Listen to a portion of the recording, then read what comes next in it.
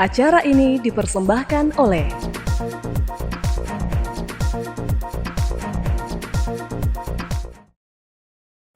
Halo pemirsa, senang sekali saya Putri Najwa dapat kembali menyapa Anda dalam Unhas Daily. Dalam beberapa menit ke depan, kami akan menyajikan berita terpercaya hanya untuk Anda.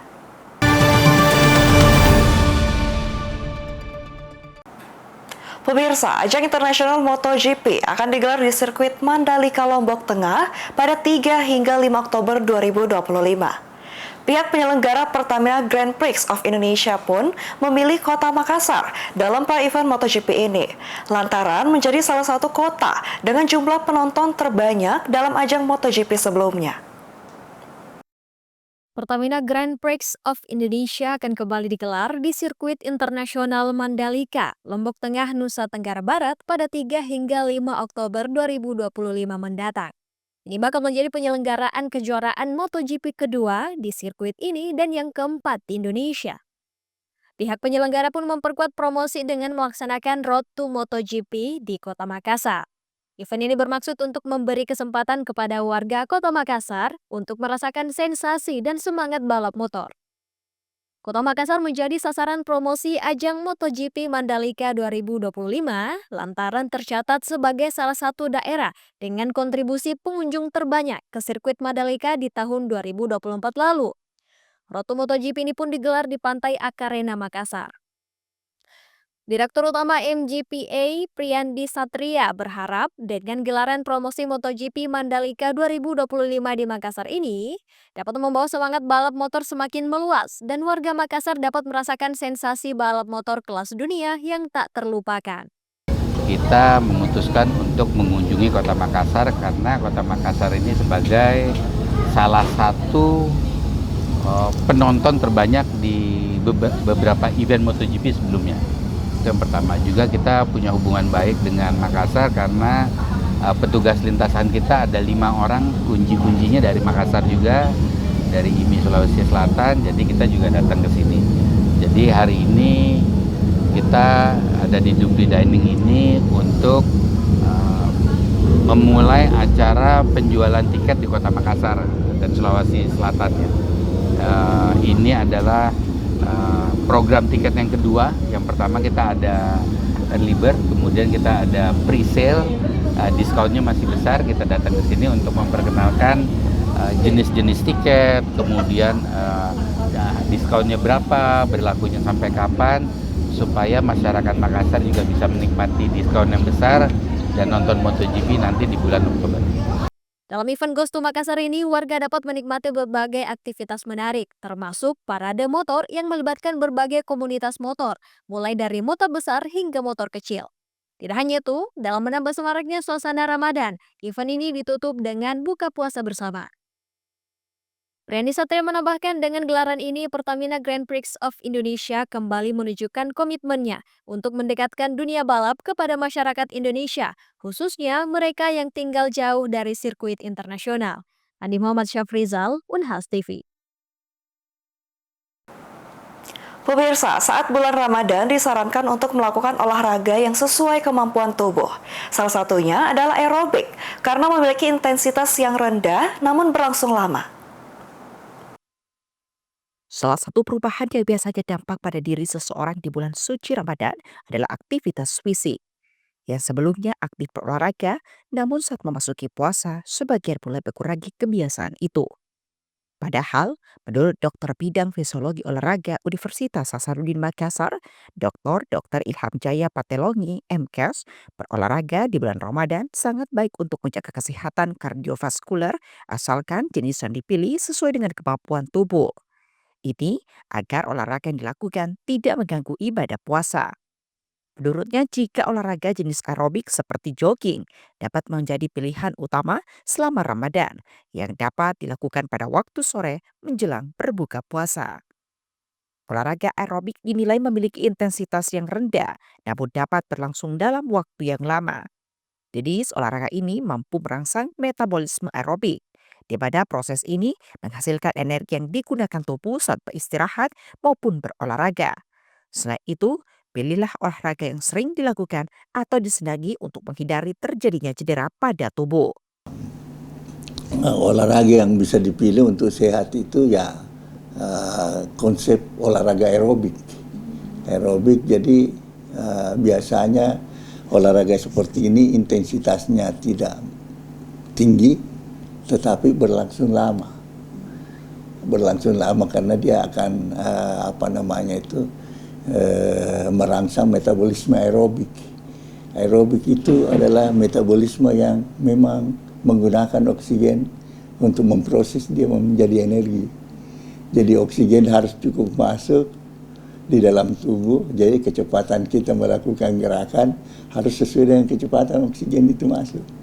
Ya, ada olahraga anaerobik untuk olahraga prestasi karena memang dia butuh anaerobik, maka kita harus juga latih anaerobik itu untuk olahraga prestasi, tetapi untuk olahraga untuk kesehatan ya mestinya olahraga aerobik. Olahraga aerobik itu bisa jogging, tapi saya pikir kalau untuk memilih olahraga yang paling tepat, dia harus pilih olahraga yang sering dia lakukan. Ya, kalau dia sedang main pingpong, buka meja pingpong di sore hari, ya pasti sehat. Ya, karena kemungkinan cedera karena gerakan-gerakan yang tidak terbiasa itu bisa terhindari. Dr. Ilham Jaya menambahkan, jika rasa haus lebih mudah dirasakan saat puasa dibandingkan rasa lapar, sehingga agar menghindari olahraga di pagi dan siang hari. Di mana dehidrasi yang berlebihan bisa memperburuk kondisi tubuh seperti mengancam kesehatan ginjal. Zulkarnain, Unhas TV. Polsek Tamalan Raya Kota Makassar perketat pengamanan arus mudik 2025. Posko pengamanan utama pun ditempatkan di depan Makassar Town Square guna mengatur kelancaran lalu lintas dan mengantisipasi kemacetan di titik-titik rawan. Untuk memastikan kelancaran arus mudik, Polsek Tamalan Raya mendirikan posko pengamanan utama di depan Pusat Perbelanjaan Makassar Town Square. Pos ini berfungsi sebagai pusat koordinasi, pengaturan lalu lintas, dan pemantauan keamanan bagi para pemudik dan warga yang berbelanja menyambut Hari Raya Idul Fitri. Posko pengamanan ini difungsikan pada 26 Maret hingga 8 Juli 2025 dengan sejumlah titik fokus pengamanan lalu lintas, yakni perempatan BTP Perintis, perempatan Talasa, serta pintu 1 dan 2 Unhas. Hal itu mempertimbangkan kepadatan kendaraan di lokasi-lokasi tersebut yang meningkat signifikan menjelang Idul Fitri, sehingga pengaturan lalu lintas menjadi prioritas utama. Selain menempatkan personel di lapangan, pos pengamanan ini juga akan dilengkapi dengan sistem pemantauan berbasis CCTV, di mana kamera pengawas yang terpasang di depan pos akan terhubung dengan jaringan CCTV milik pemerintah Kota Makassar, Polrestabes Makassar, serta Polda Sulsel, guna meningkatkan efektivitas pengawasan dan pengamanan. 5 dalam rangka pengamanan Idul Fitri tahun 2025, kemudian arus mudik, di mana untuk wilayah Kecamatan Tamalan Raya ditempatkan pos pengamanan arus mudik di depan MTOS Jalan Perintis Kemerdekaan. Adapun kegiatan-kegiatannya, kita akan melaksanakan kegiatan pengamanan dan pengatur arus lalu lintas di lokasi rawan terjadinya kemacetan, khususnya di depan MTOS sendiri, karena menjelang Idul Fitri akan banyak pengunjung untuk di tempat perbelanjaan. Kemudian untuk arus lalu lintas yang selalu padat kendaraan itu di depan BTP, Jalan Perintis, perempatan Talasa, kemudian depan Cokro, dan pintu 2 dan pintu 1 Unhas. Itu akan menjadi titik-titik pengaturan arus lalu lintas oleh personil dalam rangka melancarkan arus lalin. Kompol Yusuf menambahkan dengan adanya posko pengamanan itu, arus mudik di Kecamatan Tamalan Raya dapat berjalan lancar dan kondusif. Pihaknya akan terus bersiaga untuk memastikan keamanan dan kenyamanan masyarakat selama periode mudik Lebaran 2025. Andrea Riren Karina, Unhas TV. Pemirsa, zakat fitrah wajib ditunaikan sebelum sholat Id di Hari Raya Idul Fitri. Namun, masih banyak yang belum memahami aturan pentingnya. Di antaranya, berapa besar zakat yang harus dibayarkan dan kapan waktu terbaik untuk menunaikannya? Simak informasi berikut untuk Anda. Zakat fitrah merupakan ibadah yang wajib ditunaikan setiap muslim sebelum sholat Id di Hari Raya Idul Fitri. Zakat ini bertujuan untuk menyucikan diri setelah menjalani puasa Ramadan dan membantu mereka yang kurang mampu. Di Indonesia, zakat fitrah ditunaikan dalam bentuk makanan pokok seperti beras sebanyak 3,5 liter atau setara dengan 2,5 kilogram. Jika dibayarkan dalam bentuk uang, jumlahnya harus sesuai dengan harga beras yang dikonsumsi sehari-hari. Ketua Majelis Ulama Indonesia Sulawesi Selatan, Profesor Dr. Kiai Haji Najamuddin Abdul Safa LCMA, menekankan pentingnya membayar zakat fitrah tepat waktu. Zakat ini ditunaikan sejak awal Ramadan, namun waktu terbaik adalah beberapa hari sebelum Lebaran. Jika ditunaikan setelah sholat Id, maka zakat tersebut hanya dianggap sebagai sedekah biasa. Tapi kita di Indonesia sudah disepakati Kementerian Agama, Majelis Ulama, bahwa itu kita kalau zakat fitrah yaitu apa yang kita makanan pokok.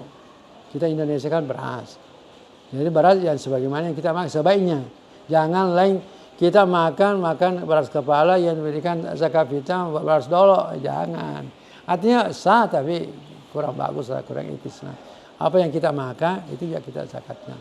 Kemudian sudah ditetapkan harga ukurannya yaitu 3,5 liter. Ada yang mengatakan kalau kilo 3 kilo. Nah, kemudian kalau kita mau uangkan harganya itu. Harganya beras yang kita makan. Misalnya kita makan harga yang 1.500, maka satu orang hitung 3 kilo berapa. Jadi saya kira ini jumlahnya sesuai dengan tempatnya masing-masing. Ya apa yang kita makan. Ada yang mengatakan tidak boleh harga, janganlah. Boleh harganya. Boleh harga yang makanan pokok kita bayar. Kita jangan mempersulit agama. Nah, ini saya lihat biasanya panitia-panitia masjid, panitia Ramadan. Biasa zakat fitrah itu masih ada sampai selesai Lebaran. Padahal itu zakat fitrah harus terbagi terakhir malam Lebaran. Tidak boleh zakat fitrah itu sebelum khutbah. Prof. Najamuddin menambahkan, dengan membayar zakat fitrah sesuai ketentuan, umat muslim dapat menyempurnakan ibadah Ramadan dan berbagi keberkahan kepada sesama. Pastikan zakat fitrah ditunaikan sebelum sholat Id di Hari Raya Idul Fitri, agar dapat disalurkan kepada yang berhak menerimanya. Andi Putri Najwa, Unhas TV. Aktor yang juga Duta Bakti BCA, Nicholas Saputra, mengajak mahasiswa UB untuk terjun di Desa Binaan BCA. Keterlibatan mahasiswa ini sebagai pihak yang membantu melakukan mapping masalah dan solusi bagi desa binaan tersebut.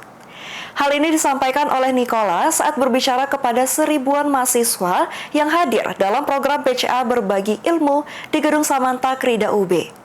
Aktor kawakan ini berharap dapat bersinergi bersama mahasiswa UB untuk mengembangkan desa binaan BCA agar menjadi desa yang maju dan berkembang. Aktor Nicholas Saputra hadir di Universitas Brawijaya sebagai pembicara dalam program Bakti BCA. Nicholas yang juga Duta Bakti BCA mengajak mahasiswa Universitas Brawijaya untuk terlibat dalam pembinaan desa binaan BCA. Saat ini melalui Bakti BCA, Bank milik grup Jarum tersebut memiliki program desa binaan yang tersebar di berbagai daerah. Desa binaan tersebut dibantu untuk menemukan permasalahan dan solusi agar menjadi desa yang berkembang. Untuk itu, peran mahasiswa penting untuk terlibat sebagai pihak yang membantu melakukan pemetaan masalah dan membantu solusi dengan pendekatan keilmuan. Sebagai duta, peran saya sebagai Duta Bakti BCA, utamanya adalah untuk meningkatkan awareness atas hal-hal yang terjadi di beberapa desa binaan Bakti BCA dan kontribusi BCA terhadap penyelesaian beberapa masalah di tempat tersebut. Dan juga untuk merumuskan program yang akan kita jalani kali ini, yaitu generasi berbakti, di mana teman-teman mahasiswa diharapkan untuk bisa terlibat untuk mapping masalah, untuk bisa menyelesaikan juga masalah-masalah dan hal-hal yang terkait dengan desa-desa binaan Bakti BCA seperti program KKN begitu. Jadi mudah-mudahan teman-teman mahasiswa bisa ikutan karena ini bakal seru banget. Syaratnya harus multidisiplin dari satu individu dan individu yang lain, jadi harus bekerja sama, berkelompok, sehingga menciptakan satu solusi dan mapping masalah yang unik. Gitu. Melalui keterlibatan mahasiswa ini, Nicholas berharap peran mahasiswa semakin relevan di masyarakat karena terlibat langsung untuk memecahkan berbagai persoalan yang ada. Sinergi dengan BCA juga diharapkan membuat program pembinaan desa dapat berjalan dengan lebih baik. Dari Malang, Tim Liputan UB TV melaporkan untuk Unhas TV. Pemirsa, berita tadi sekaligus menutup perjumpaan kita pada hari ini. Jangan lupa untuk terus saksikan Unas Daily hanya di Unas TV. Saya Putri Najwa, mewakili seluruh kru yang bertugas pamit undur diri dan sampai jumpa.